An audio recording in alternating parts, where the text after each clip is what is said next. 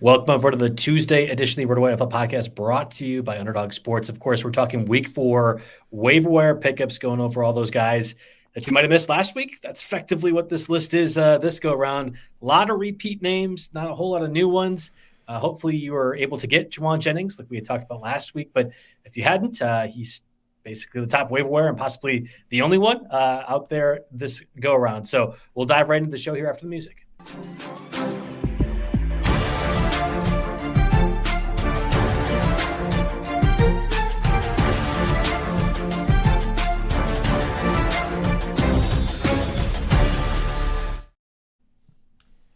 Again, welcome to the Tuesday, September 24th edition of the RotoWire Fantasy Football Podcast. I'm Joe Bartel. You can follow me at JB Fantasy Sports on Twitter. You can follow Jake at RotoJake. You can also see us live on YouTube right now or anywhere the streaming services are going.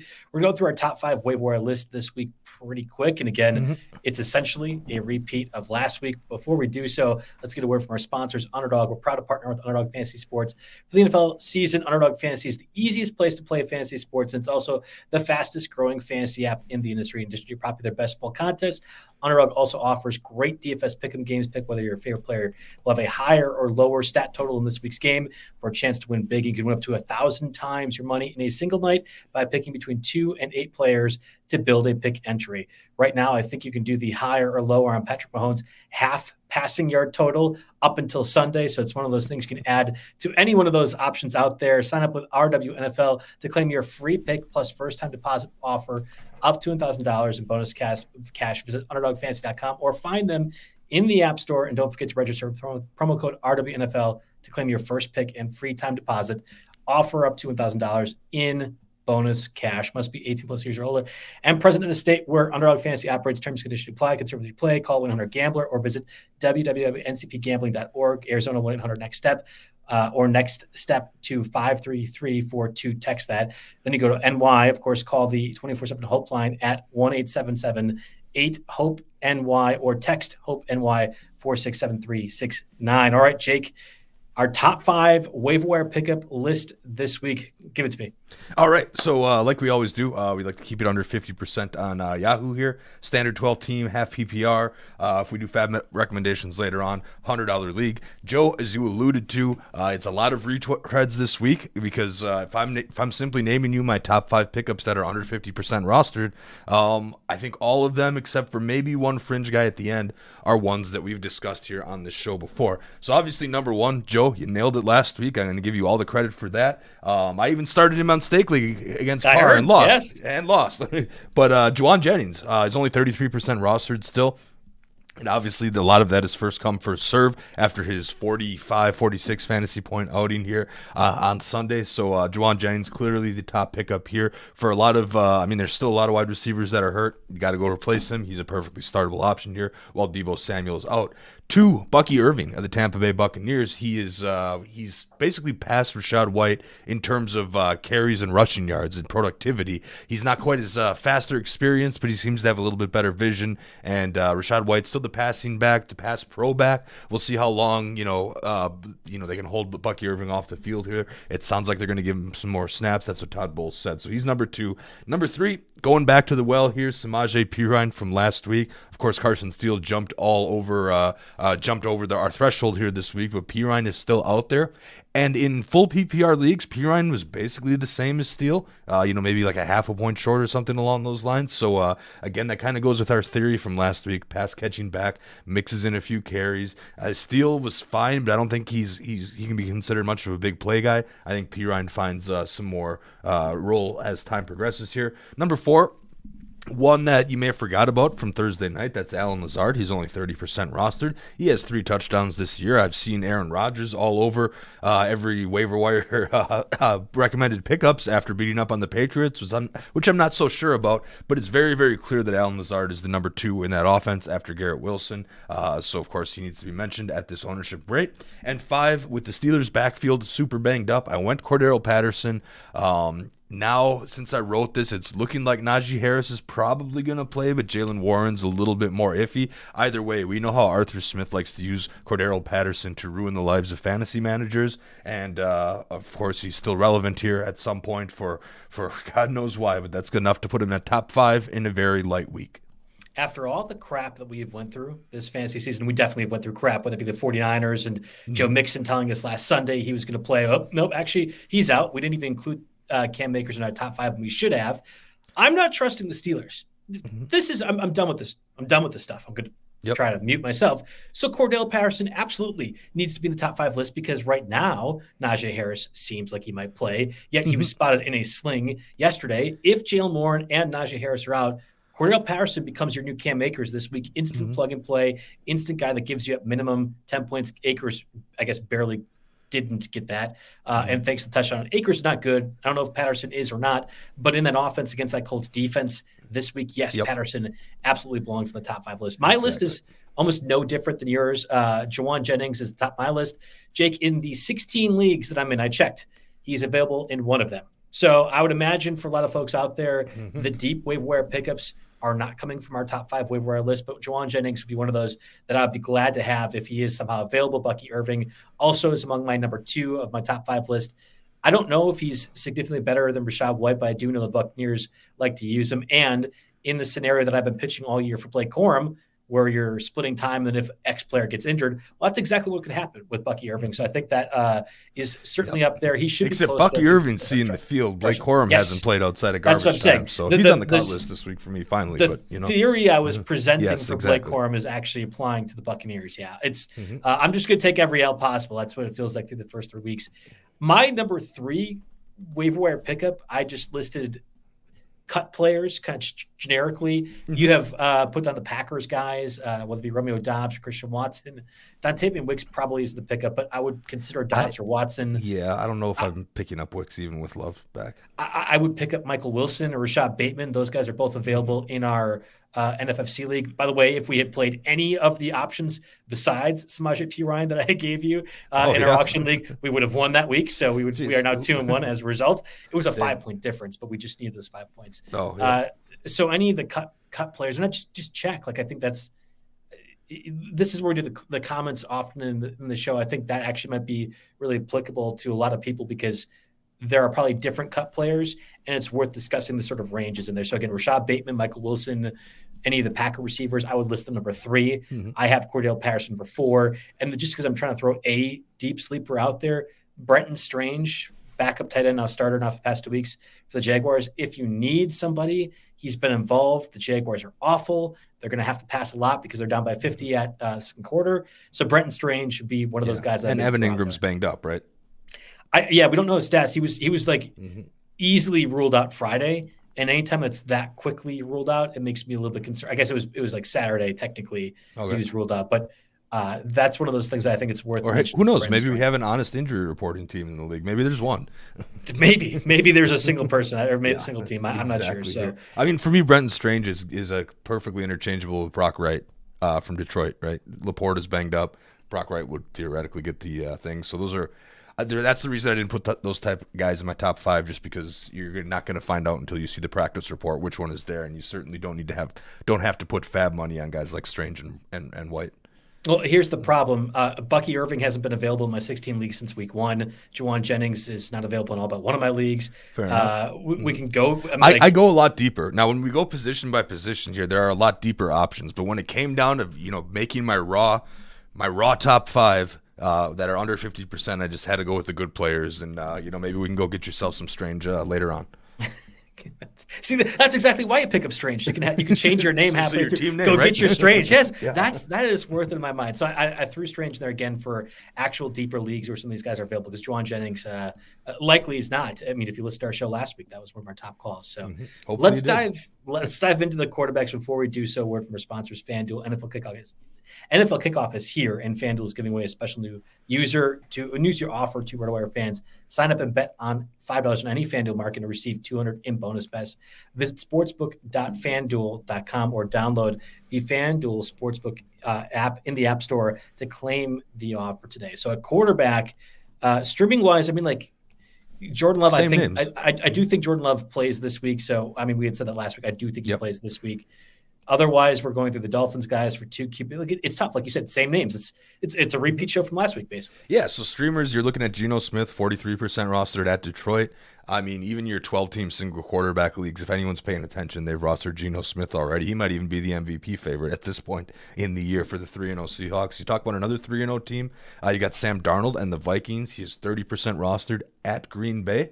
So, of course, the Packers defense leads the league in interceptions here, but I still think that they can be got on occasion. So even if it is Sam Darnold, especially with that Vikings wide receiver core possibly getting healthy, they could be a decent stream. But chances are, you're really going with your starter. Even Baker Mayfield, who got over 51%, would be decent this week. Another one on here, which is related to one of the questions we had pop up, is Justin Fields, 16% at Indianapolis.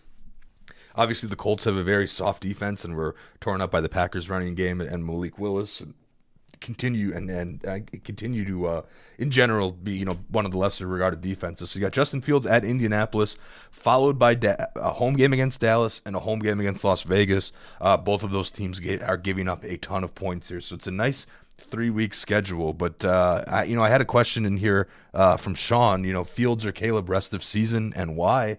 I still think that answer is Caleb, because I think Caleb gets better as the season goes on, and Fields could, he has a couple bad weeks, and he's going to lose his job to the to the guy who originally was brought in to start, Russell Wilson. But it looks like Russell Wilson inactive, or will probably be inactive this week. It looks like Fields has been announced as a starter for week 4. So basically until he loses. But then, if he loses and has a real bad game, which we've all seen him do throughout his career plenty of times, Russell Wilson's back. Whereas I'm confident only an injury will take Caleb Williams out of that starting role. Yeah, you're right. The 4 points per passing touchdown which was part of that question. Do you keep Fields or do you keep Caleb rest of season? I think in that format, that's where Justin Fields would thrive, when there's less of an emphasis in the passing touchdowns. Caleb could run a little bit. Most formats, right? 4 points. It's only the NFFC that's 6. Yeah, correct. Yeah. If Fields can run more, Caleb can still run some.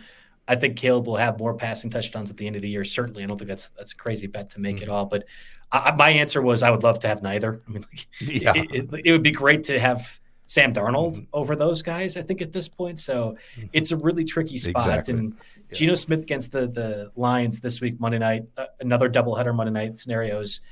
I think probably your best bet if you're streaming, but a guy like Darnold against the Packers, I mean, perfectly fine. Yep. That's totally fine with me too. Yeah, exactly. Speaking of guys you don't want, I've got a 2 quarterback league update here for you. Like that transition, right? So this is just some housekeeping, because these do affect certain leagues. So talk about the Dolphins here. I believe they're involved in that Monday night doubleheader as well. Obviously Skylar Thompson, not super great here in week 3. Nope. Neither was Tim Boyle when they came in to replace him. So shocker. Yeah. Go figure here. So they didn't get anything going. Apparently Tyler Huntley is now in consideration to start. Signed off the Ravens practice squad, I believe, before last week when when Tua had the concussion issues here. Obviously we can't count on Tua coming back anytime soon here. So, Tyler Huntley, a running quarterback, obviously we know from the Ravens, he was kind of Lamar Jackson's backup for a while, so he could kind of emulate sort of what Lamar Jackson does, kind of the poor man's Lamar Jackson. But he can still get you points with his legs at this stage in his career. So for a 2 quarterback league, if you're really, really flex, I mean, I'm thinking our 30-man roster, 12-team super flex league, that's where Tyler Huntley gets picked up. Another one is Taylor Heineke for your undefeated San Diego Chargers. Justin Herbert left the game with an ankle injury. It is a right ankle sprain. X-rays negative. Obviously, he was on the injury report all of last week and ended up pulling through. We'll see if he can pull that off another week. Otherwise, Taylor Heineke is your man here. Anybody else in that 2 quarterback discussion I missed? Real quick, is the Chargers undefeated because they're the San Diego Chargers, like you said? Because they did lose, and pretty convincingly, to the Steelers. Like the Los Angeles Chargers are 2-1.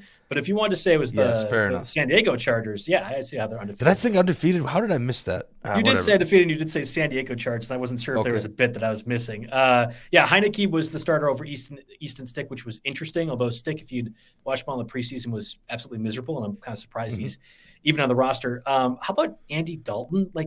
How would you, let's just say in a 2 QB league, Andy Dalton's been picked up a lot, but does he qualify in that Geno Smith range? Would you consider him over Sam Darnold? Yep. The dead cat bounce was due to happen, especially against the Raiders, but you got the Bengals this week who just got embarrassed again on Monday Night Football. I have a hard time believing Dalton does it to that extent Exactly. again. So good call. I was actually wondering where to put Dalton in, and he kind of floated so much in the middle that he made neither of my tiers, and that's why I missed That's them fine. here. Yeah. I would put Dalton behind Geno Smith and Sam Darnold, slightly ahead of Justin Fields, but definitely above any of those two quarterback options that I mentioned. With the Bengals this week, the Bengals made Jaden Daniels look like a Pro Bowler. So I would, I'd go ahead and go for the Red Rocket here. Now, he is losing Adam Thielen. I don't know how much of a difference that makes. Thielen's going to go on IR with a hamstring injury. We'll talk about that a little bit in the wide receiver section. But, Dalton is like so square in the middle of mediocrity that, yes, I guess I overlooked him. You're looking at Geno Smith and Sam Darnold first, but Dalton and Fields are kind of where things get close. Yeah. Harry, who's been doing quarterback streamer in your league, had asked, would you try to get Fields or would you start Andy Dalton? And I think, again, Fields against the Colts defense this week, I think I'd play Andy Dalton over Fields. If it's going to cost you any fab to get Fields and you have Dalton on the roster, somehow that happened, I would, just roll Dalton. Okay. I'm with you on that, but I wasn't quite sure. But yeah, Andy Dalton would be the other one to kind of mention. We'll find out more about Justin Herbert's ankle. It sounds like he could play, although they did the same shtick last week. He got injured in the third quarter. Steelers defense was insane. The Chargers play the Chiefs this week, and they're going to be missing possibly 3 offensive linemen. It would not be the scenario I'd want to have Justin Herbert out there for, but they're weird. I mean, the Chargers are weird. Jim Harbaugh is weird. So whatever. I'm not banking on a lot of that stuff. So are you good to try? Oh, yeah, I'm good to go on. I'm still blown away by the Chargers. For some reason, I thought they were leading that game, and then something happened. I don't know. Mixed it up. I did put down the show sheet, and I think it's worth talking about. Jared Goff is like quarterback 22 in fantasy right now. Has the Seahawks on Monday night, who are actually the best team against opposing fantasy quarterbacks. That's because they played all crap quarterbacks like Skylar Thompson last week, or whatever. Would you drop Jared Goff against the Seahawks and then the Lions bye week coming up? Like if you need some roster flexibility? Yeah, I could see that happening. I mean, because there's always guys in this Geno Smith and Sam Darnold tier that'll be available that seem to be, roughly the same. And Goff's, having some issues with the weapons, at least Laporta. So, I could be okay with that. If I saw Goff on the waiver wire in any of my leagues, I would go quickly grab him up. So I didn't know if it's because I'm playing in deeper leagues or if it's a shallow league thing, but Seahawks this week, then bye. Mm-hmm. You're talking about 2 weeks where you're not playing him. Maybe that matters if you have 2 quarterbacks. Yeah, I mean, in a league where I have Joe Burrow and I had Matt Stafford too, I cut Stafford because I had a roster crunch, and I feel fine about Burrow, especially now that T. Higgins is back and getting involved. So, it would be the same thing. If Goff is your QB2, there's no real reason to hang on to him if you see an opportunity. Now, again, would I cut Jared Goff for Brenton Strange? Would I cut him for Alan Lazard at this point? I don't know. Maybe not. But if P. Ryan, Irving, or Jauan Jennings are out there, go for it. Yeah, I don't know about P. Ryan. I actually would say Lazard. I'd cut Goff over Lazard, but not P. Ryan. But and we'll go through a few of these running backs we've talked about past weeks. I think that's kind of important too. So let's take a break. Let's get a word for sponsors, Blue Wire, and then we'll come back with running backs that maybe we've just missed or are somehow available in your leagues. We'll get to that in a second.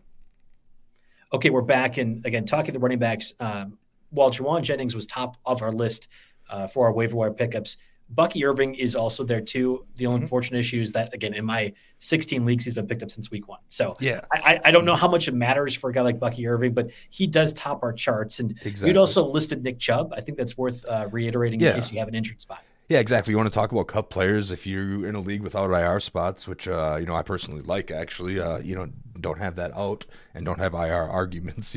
But anyway, Nick Chubb's only 77% rostered. We actually haven't heard anything about his status in a while, which is more concerning, if anything. But technically, he is eligible to come off the PUP list after week 4. Of course, it's possible more bad news could come in, but. I could see taking that chance because it's not like Jerome Ford or Deontay Foreman have done anything, super awesome there. Gary Brightwell, Pierre Strong, none of that backfield is exciting. So if a healthy Chubb comes in the mix, he takes that spot. He takes that spot running for sure. Just to go back to Bucky Irving here. I think he struggles in pass protection, and I think that's going to be an issue, and I think that's going to keep Rachaad White fantasy relevant, especially in PPR leagues. And I don't know how long the Bucs can last where, okay, Irving's in, we got to key in on the run. Okay, White's in, we don't have to worry about the run. It can be a pass. Right. We'll see how long that can last. But nonetheless, here, and the other fact, it's still a little bit more. It's a 70-30 snap share in favor of, I believe, Rachaad White. Did I have that right? Yeah. So, yeah, exactly. 73-32 in favor of Rachaad White. And Irving's just getting more carries and is doing a whole lot more with them. So the snap distribution is a lot more lopsided than the production distribution, which you'd think would be a good sign for Irving right after Todd Bowles comes out and says, yes, we're going to go get him more snaps. So, again, we'll have to monitor that situation, but I think Bucky Irving is absolutely worth rostering. Don't know the status on Kenneth Walker. If somehow Zach Charbonnet is available in your 14 league, you pick him up. I think Braylon Allen is one that we probably could discuss a little bit too. Mm-hmm. He could have snuck into my top 5 easily. I would rather have Braylon Allen than Samaje Perine after watching the Chiefs, and especially if you have Breece Hall. I mean, especially you already probably picked him up, but I think Braylon Allen is somebody that's a little bit more interesting to me than Samaje Perine. Is that off, or like maybe I'm too low on Perine? I'm not sure. Yeah. So. Whew. So if I really thought that were the case, I would have put him higher. Yeah, you might be too low on Perine with a little recency bias, but obviously if you're a Braylon Allen, or I'm sorry, a Breece Hall owner, and Braylon Allen is out there, he tops your waiver wire list. I'd make him a higher priority than even Jauan Jennings in this case here. If you're not, you can see if he's on the waiver wire this week, you're in your league. He was probably left on the waiver wire last week, and maybe you snatch him up and try to include him as a trade chip in a piece with the Breece Hall owner. But if the Breece Hall owner let that happen, then maybe they don't care anyway. But that's a tough call. I think Braylon Allen is possibly the top handcuff in all of fantasy football because when I was looking at the Lazard profile today, Garrett Wilson leads that team in targets. Number 2 is Breece Hall, and obviously we know Braylon Allen has been a bit of a pass catcher too. So basically Aaron Rodgers is throwing down to his running backs in that offense. So that makes him, he has standalone value even with Breece Hall healthy. He's a big part of that offense. But he could be a blow-up player for sure if anything happens to Hall. So, maybe I should have ranked him a little higher. But I am still pretty optimistic on Perine having a role no matter what until Pacheco comes back. The Jets played the Broncos here in Week 4. Patrick Surtain has wiped away George Pickens. He's wiped away – well, I guess it wasn't DK Metcalf to a certain extent. But yeah, he wiped away Mike Evans. Yeah, Mike Evans. That was the other one. Thank you. I would be a little bit worried about playing Garrett Wilson. Not that I think you can afford not to, but I'd be a little bit worried. And, in that instance, we've seen Aaron Rodgers in past years against ultra good cornerbacks like Richard Sherman, for example, just completely throw the other way. So I think Lazard could get a few more of those opportunities. It's and the running backs definitely get some. Yep. And also, Rodgers looks so good against the Patriots. Let's keep that in mind here, right? People saying Aaron Rodgers is back, do it against a good team, and then I can actually believe that. We'll get to Cordarrelle Patterson in a second, but I want to go through some of these names that we haven't talked about on our top 5 list. Rico Dowdle seems to be the clear starter. Wave the L flag on me again today. I was touting Ezekiel Elliott over Rico Dowdle. That seems to be not the case. Although I would argue you don't want to have either in your team. It's not really a fun option to have either. Yeah, certainly. So I saw Rico Dowdle come up a lot, and I would attribute a lot of this to game flow. Now, this is the first time all year that Dowdle had more snaps, a higher snap share than Zeke. But it was a really weird situation here. They must have ran a lot of wideouts because it was 46% snap share Dowdle to 20% Zeke. And remember, they got behind really, really quickly to the Ravens, and they basically had to be in pass hurry-up mode for the entirety of the game. What impressed me most is that they managed to get an onside kick and with the rules that are so stacked against it. Any case, not to get too sidetracked, Rico Dowdle ran 19 routes, only got 5 targets here. But the thing that put him on the list is him passing Zeke and snap share. That's pretty serious. He's got a pretty good matchup this week against the Giants on Thursday Night Football. But the reason he didn't make my top 5 is because after that, he's got Pittsburgh, Detroit, and a bye week. So which 2 teams that, at least so far this year, have been very good against opposing running backs. And then the other bullet point I wrote down here was that Jerry Jones says they're still not expecting to activate Dalvin Cook. Obviously, he got asked about that, given how bad the running game and the backs were this week here. So I think it comes down more to 50-50 here with Dowdle and Zeke, in the weeks going by. I don't expect the Cowboys to go get this crazy behind every single week here. Obviously, the Ravens were out. They needed a win. They needed, they need it. So, but yeah, Dowdle still gets a spot on the list. Yeah, I don't know why you signed Dalvin Cook if you're not ready to play him by week 4, but whatever. Jerry Jones needed to convince the fan base he's doing something, and Dalvin Cook is a name that people recognize. All in, says Jerry Jones, and then proceeds to do nothing except sign Dalvin Cook. Super all in, Jerry. Thank you. Roschon Johnson also on the list, and this is worth noting. I cut him in the Dynasty League, which is incredibly deep. So, of course, he actually shows value for the first time in 2 years. I was blinded by Uncle Ted.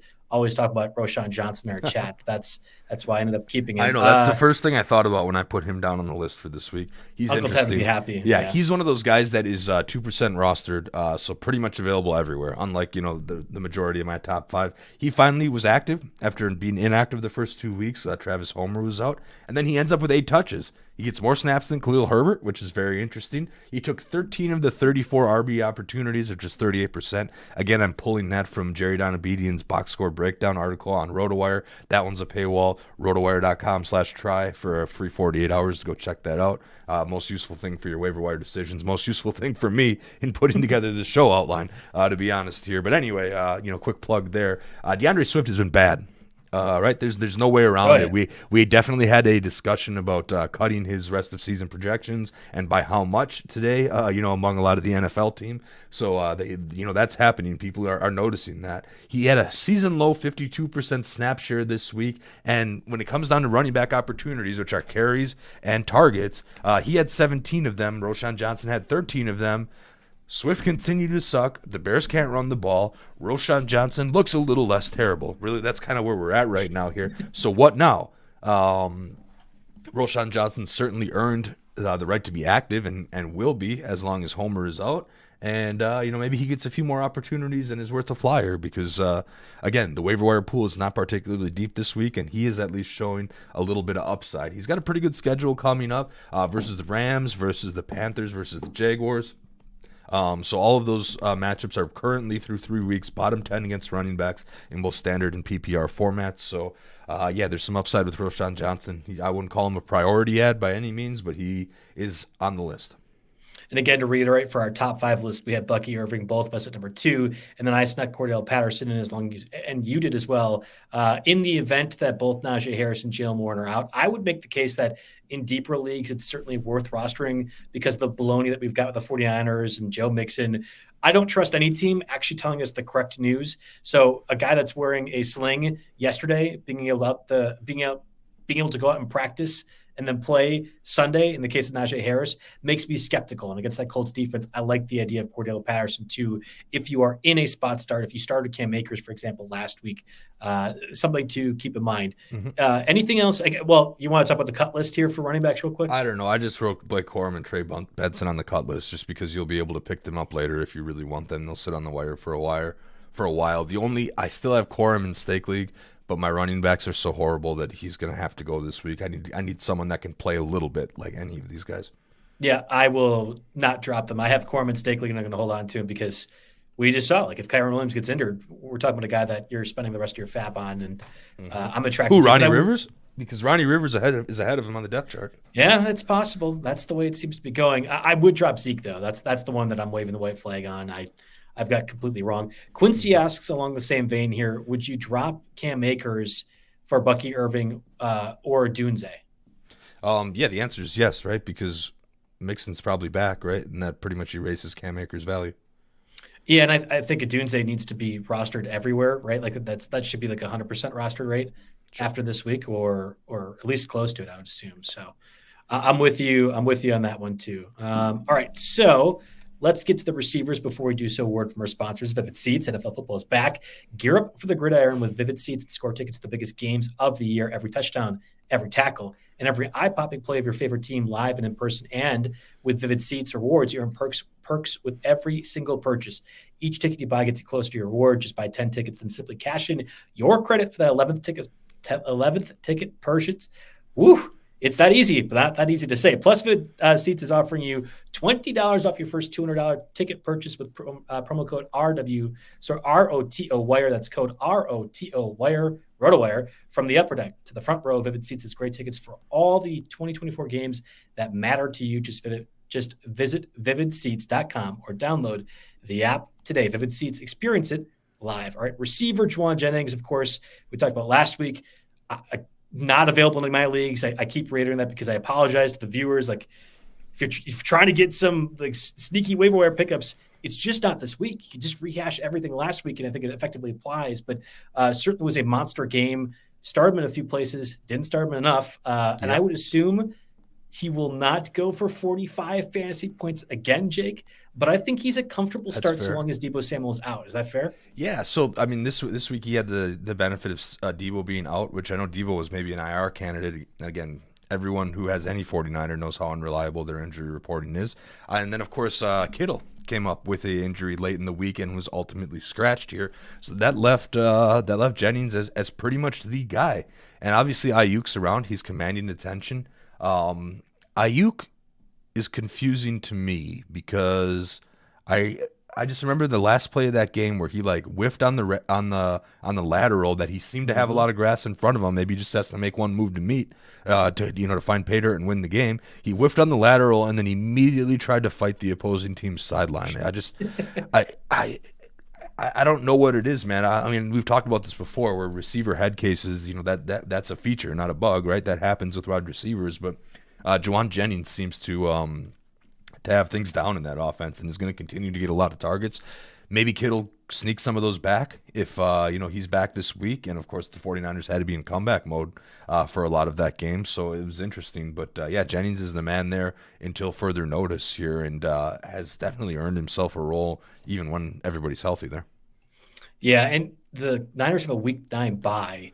So the idea of running Deebo back effectively 2 weeks before that seems weird. Now, some teams do. I think the Niners actually did that last year, right around their bye week time when they had Brock Purdy or Deebo. Somebody like that was injured. But I would assume you'd want to play it safe, especially like a guy for Christian McCaffrey, for example, going to Germany, getting that procedure done, whatever it is. The assumption might be that he comes back after the bye. We'll have to see what happens for a guy like Deebo. But I think until Deebo is back, Jauan Jennings, it's not even a George Kittle thing. Until Deebo is back, Jauan Jennings is in my starting lineup moving forward. So we had Alan Lazard, at least in your top 5 list. Moving through the rest of those guys, waving the white flag once more. I was all on Tyler Johnson. There were some like Demarcus Robinson. Jordan Whittington was the prize for some people from last week. Turns out it's Tutu Atwell. That seems to be the waiver wire fodder for the Rams this week. Yeah, I saw Tutu Atwell. I think it might have been one of our guys kind of compared to Rashid Shaheed, where you need to be ready to take the bad with the good. And he's very much a big play guy. He 4 or 5 targets for 93 yards. He had 2 pretty big plays. Also drew a 48-yard pass interference penalty. So he's the guy that Stafford looks for down the field in the absence of his favorite receivers that are both on IR. Just Nakua's on IR. Cooper Kupp might as well be on IR. He's the guy there. That's someone that, again, didn't make our top 5, but is worth considering here. And someone who I easily could have put in my top 5, Jalen Naylor from the Vikings. I wanted to throw that name out there too. He's only 11% rostered. He scored a touchdown in all 3 weeks. Now, granted, he's getting ready for benefiting with that Addison. Jordan Addison. Yeah. Yep. Yeah, exactly. He's been the beneficiary there, but who knows? And they think Addison might be back this week, but yeah, I mean, Naylor's definitely earned the spot or earned the opportunity to be playing, 100% of 3 wide receiver sets, and there could be something there with the other guys getting a lot of the attention. Plus, it opens up the team name. You can be like, Naylor, I barely know her, right? So you have that going for you too. Anyway, moving team on. names. That's the week 4 waiver wire recommendation. What makes your team name better? Add them. That's where we're at this point. That's a good one, though. I'm not going to lie. All right. I'm good for a few things on top of analysis. Hopefully that's Jalen Naylor, and nothing else needed for his name. That's good. How about Xavier Legette? You have him on the sheet as well. Yeah, I threw him on here because I think he can be the beneficiary for Adam Thielen. Thielen left the game, I believe, in the second quarter or something along that. Thielen's going to end up on IR with his hamstring injury here. So what happened then was Xavier Legette had a 76% snap share in the second half. His final line, not a lot to write home about. Only caught 2 or 3 targets for 42 yards. So, you got that going. But as long as the Red Rocket is at quarterback there, somebody competent to throw receivers the ball and get the ball down the field, Legette gets a nod in my book on here, because we'll have to see.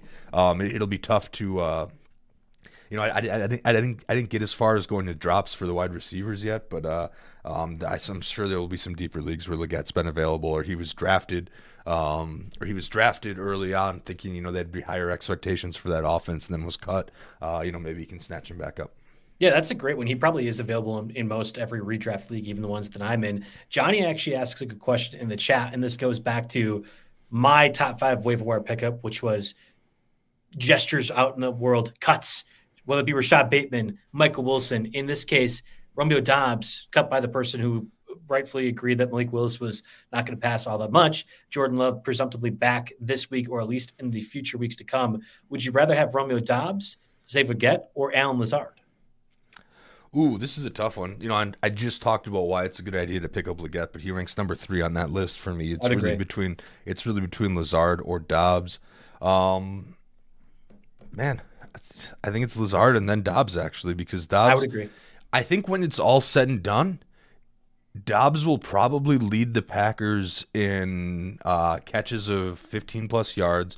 He'll lead the Packers in total receiving yards, quite possibly, though Reed is definitely going to make a case for that.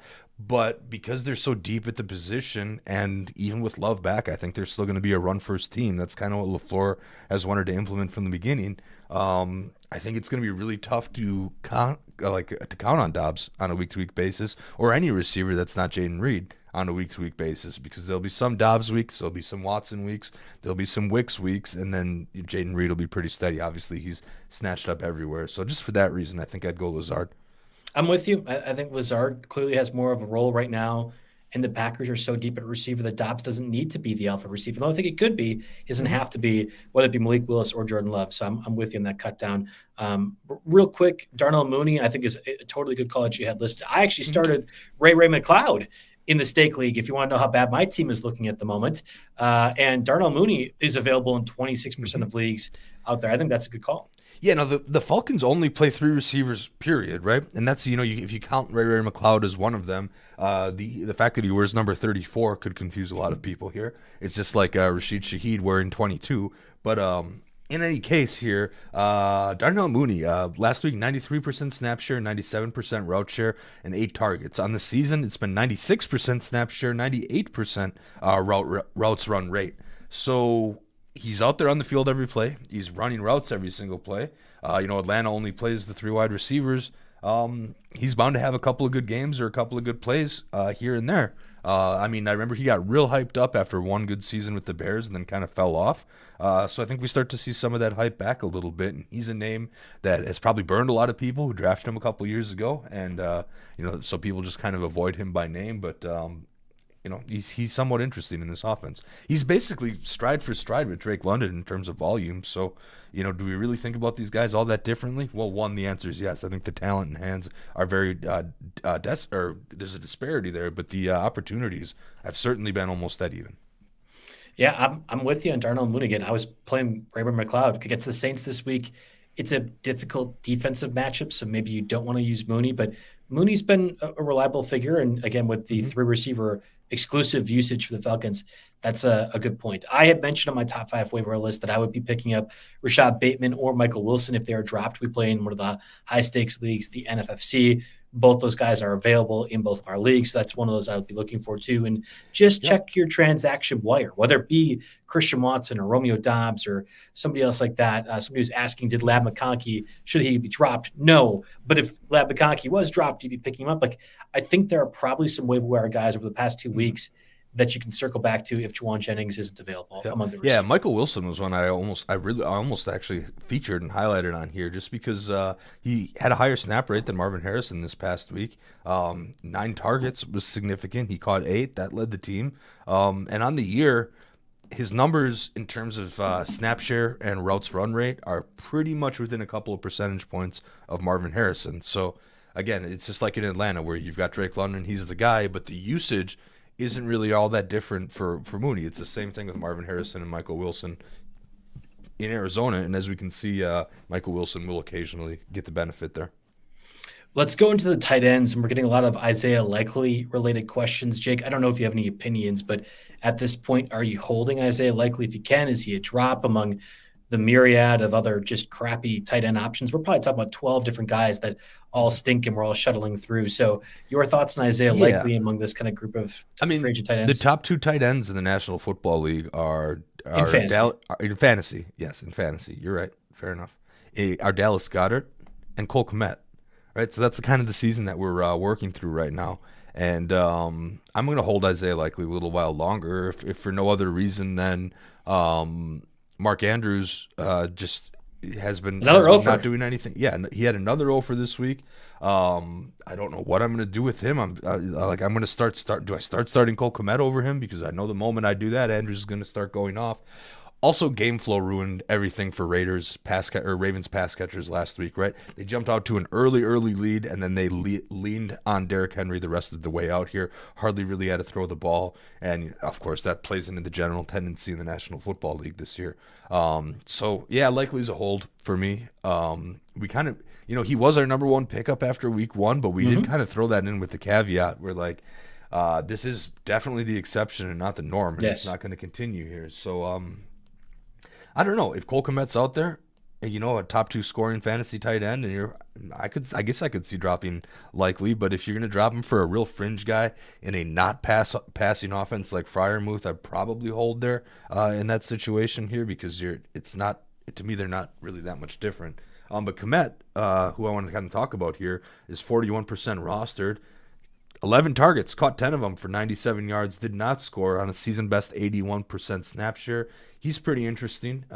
He's got the Rams and the Panthers coming up. Both are bottom 3 versus tight ends in half PPR formats, so a nice little thing we got going here. Now, the Bears are going to have to figure out how to run the ball eventually, sooner or later, and because I don't think they can continue to sustainably give Caleb Williams this many dropbacks, but as long as he's doing that, Cole Kmet seems to be one of the guys, especially with Keenan Allen out.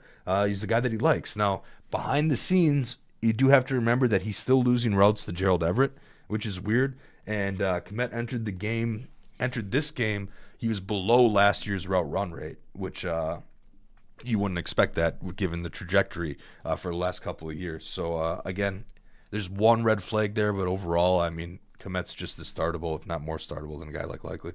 Yeah, well, and the only issue is we could have said that last week about Hunter Henry, who I got in Stake League, played over Pat Freiermuth, got 1 point. I just think that's where we're at with the tight end position right now. You mentioned the Gerald Everett pitfall. I think Cole Kmet is a better player. He's certainly paid higher than Gerald Everett. Does that matter? I don't know, especially when you're having a bad coordinator like Shane Waldron. There's just a lot of confusing aspects for it. So Cole Kmet is a name. I feel like every tight end at this point is a name and it's just kind of that point, or it's just where we're at right now in the fantasy season. And joining that name list is Tyler Conklin, who I had everywhere weeks 1 and 2. Cut week 3, of course, looks great, as has been the case in every scenario with tight ends.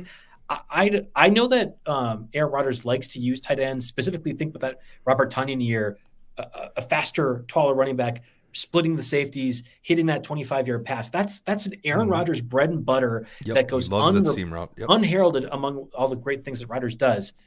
It's also unreliable. I mean, like you could have one good season for Robert Tonyan, and now he's a practice squad candidate for the Vikings. Tyler Conklin can get involved one game and then be absent for 3. It's not something I'm aggressively going out and getting.